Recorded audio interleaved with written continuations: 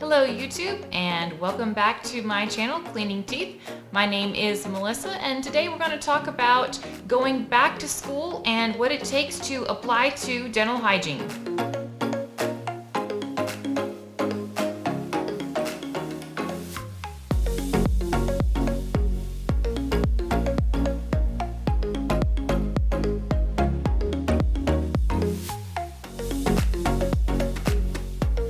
Welcome back, everyone.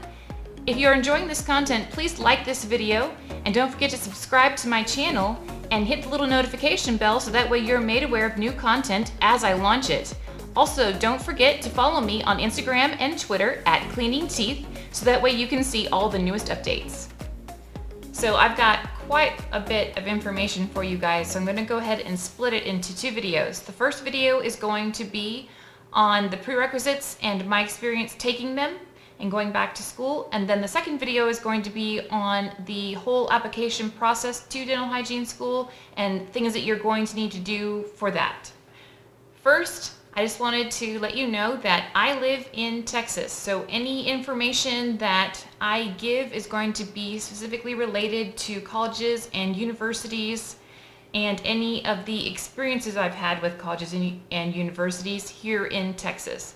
But for a lot of the general information, it should apply to your local college. But that's just my PSA, just so you know. All right, so when you are deciding to go to college, or more specifically, go back to college after any large amount of time, so more than like 1 or 2 years, then you're going to run into the issue of your science and math credits expiring. What that means is your math and science credits must be taken within 5 years of you graduating. So if it's required for you to take biology, chemistry, anatomy and physiology in order to apply to the program, you also need to make sure that you will have taken those credits within the 5-year period from when you graduate. So yes, it's been within 5 years. Maybe you took the anatomy and physiology 5 years ago, so it still barely qualifies to apply, but it's not going to be able to still count when you go to apply for graduation. So just make sure you guys are aware of that. That is something that happened to me when I tried to go back to school in 2017. I had originally entered college in 2003, and so a lot of my credits were from the first couple years, 2003, 2004, 2005. So all of those credits had way expired by the time I was trying to use them as prerequisites to the dental hygiene program. And so knowing that, and knowing that I am a wife and mother, and that I had been going from being a stay-at-home mom to being a student again, I decided to work myself back into being a college student very slowly. And that is something that worked very well for my family, and I would suggest, if you are a mom or dad and you're trying to go back to school after being gone for a long time, you need to retrain your brain, you need to relearn how to study and learn to balance the being a spouse and a mom and a student. It is difficult. And it takes some retraining of your family as well, because my kids were not happy with not having mom around all the time. I was up at their school all the time volunteering, and they're like, "Mom, when are you going to have lunch with us at school again?" So it takes some time to retrain your family and you into that school kind of mindset. So I went back to school in the fall of 2017. And like I said, I wanted to kind of ease in slowly. So I took the 2 classes that were prerequisites for the other classes that I needed to take and that I needed to retake in order to have the credit be current. So I took biology and chemistry that first semester, and chemistry is the bane of my existence. My husband has a minor in chemistry just for the fun of it. He was going to school for marketing, business and marketing, and got a minor in chemistry because he loves it. He's crazy, but anyways, biology, life sciences are great. Chemistry, not so much. So I took biology, got an A. I took chemistry and got a B. And when I took it the first time, I got a B too. So I guess, things don't change. Then in the spring of 2018, I took composition 1. I was grade replacing the very first time I went through college. I had just met my husband, and I was a little distracted and wasn't paying as much attention as I should have, and I got a C in composition, which is not like me. English is one of the things I love, so yeah, it was weird. So I grade replaced my composition class, and then I took anatomy and physiology 1. I took that as an honors class because in my program, if you took honors A&P 1 and honors A&P 2, you would get 1 point extra for each. So you get 1 point extra for A&P 1 and 1 point extra for A&P 2. So I went ahead and did that as an honors class. I got an A in that. And then I knew that I had to take A&P 2. And everyone had said, all of my instructors had suggested that you do not take A&P 2 and microbiology at the same time, because they are both intense science classes with labs, and they are very difficult. And they said, while it can be done, a lot of them just did not recommend it. So I decided to take A&P 2 during the summer. The summer semesters are shortened. So it's 1 month, the entire class in 1 month. You go to school Monday through Friday from around 10 a.m. until like 3, 4 o'clock or so. And it is intense.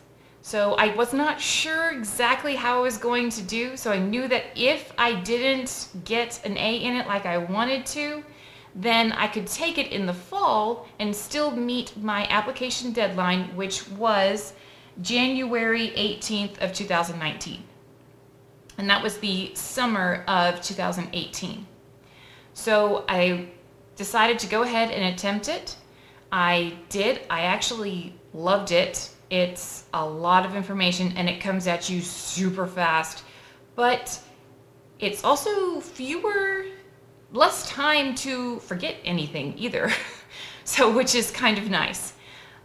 So I took A&P 2, I got an A in it, and that left me, as far as the prerequisites that I needed to apply to the program, all I needed was microbiology.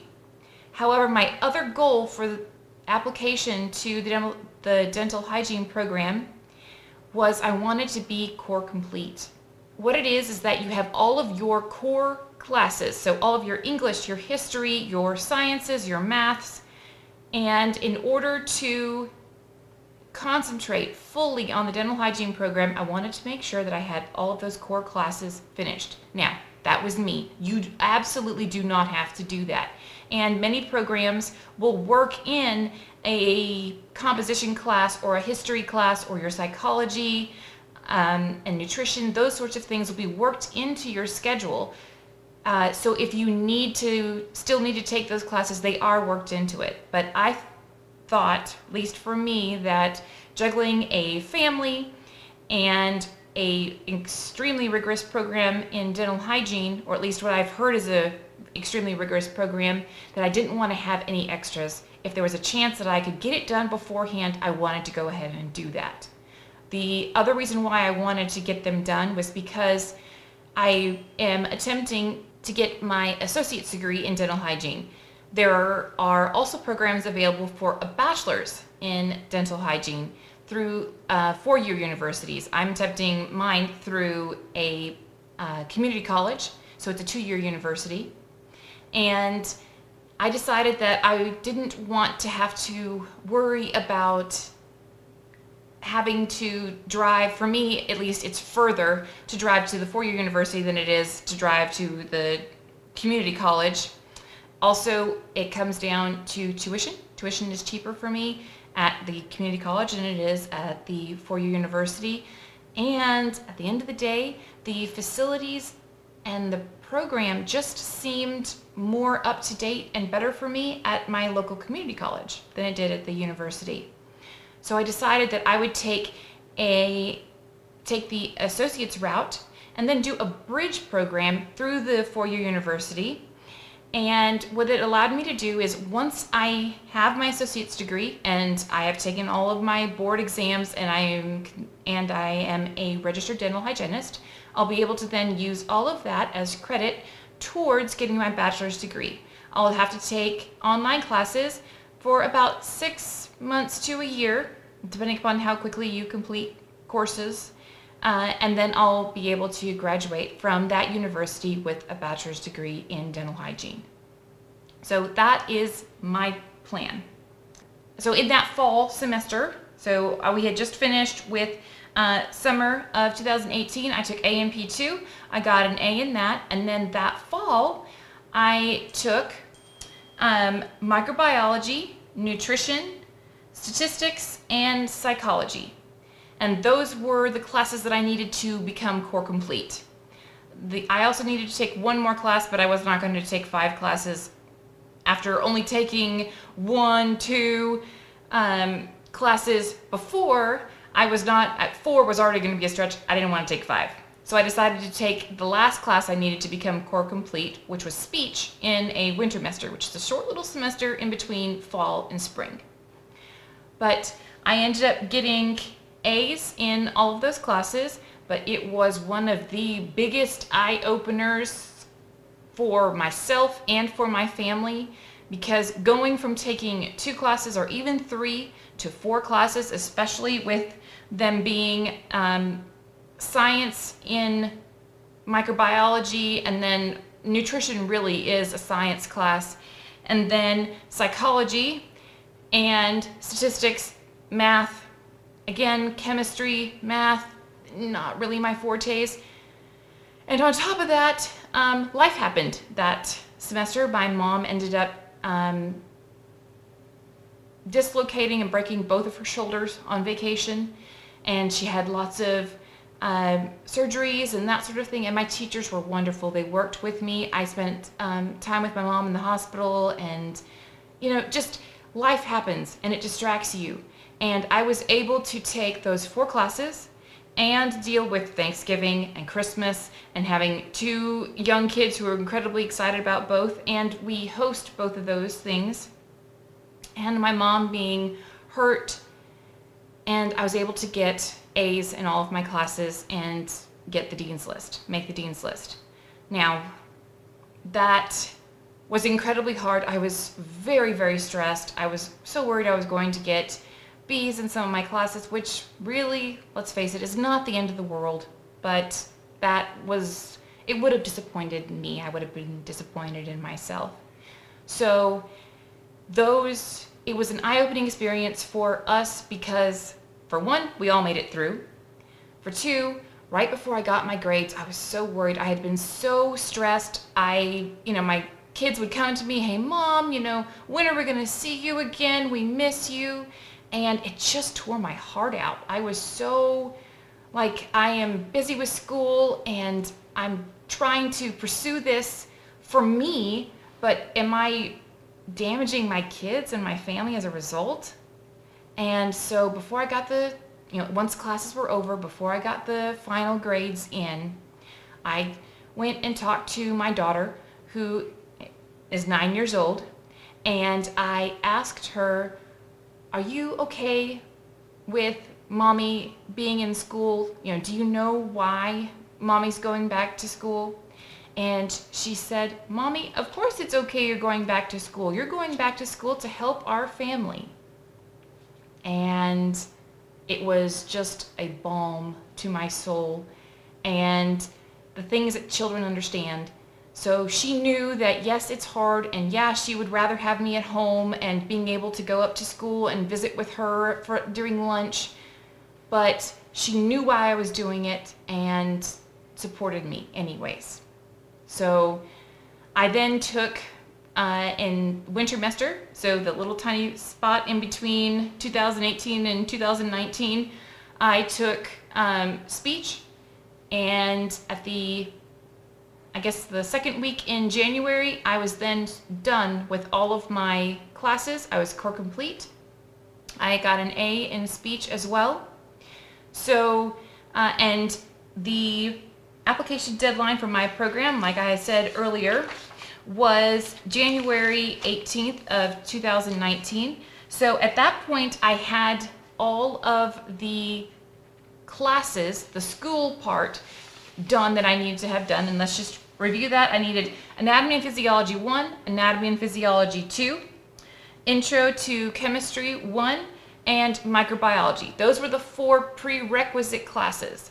I took Biology again because Biology is a prerequisite to A&P 1. So I've just thrown a whole bunch of information at you guys as far as prerequisite goes. So thanks for watching thus far, and stay tuned for the second half of this video. And to make sure that you are one of the first to see the second half of this video, make sure you like this video and then subscribe to my channel and hit the little notification bell so that you can see it first. And I'll see you then.